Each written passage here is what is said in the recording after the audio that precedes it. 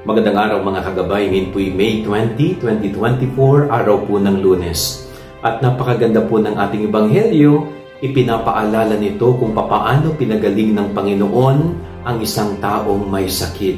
No, nagtatalo-talo na ang mga tao, ang pamilya nung may sakit, dahil nga talagang hindi halos mapagaling ng kahit sinong tao itong may sakit na ito. Subalit nung ang Panginoon ang kanilang nilapitan, noong una nag-doubt pa sila kung kayang gawin ni Jesus na pagalingin itong tao. Pero nung sabi ng Panginoon, walang imposible sa taong sumasampalataya. Kaya gumaling yung may karamdaman.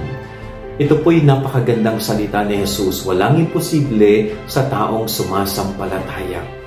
Totoo po yun. Hanggat may pananampalataya sa ating puso, ang mga bagay na tingin natin na imposibleng mangyari ay pwedeng mangyari. At kapag niloob ng Diyos ang isang bagay, ito'y mangyayari at mangyayari.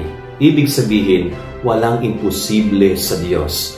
Kaya tayo po'y inaanyayahan na ilapit natin ang ating sarili, ang ating buhay, ang mga bagay na kailangan natin sa Diyos. No? Huwag tayong mag-atubili na lumapit sa ating Panginoon. Daladalang ating pananampalataya, pag humingi tayo sa Diyos, ipagkakaloob at ipagkakaloob niya. Yan ang ating gabay aral ngayong maghapon. God bless po sa inyo lahat. Pagpalain kayo ng Panginoon.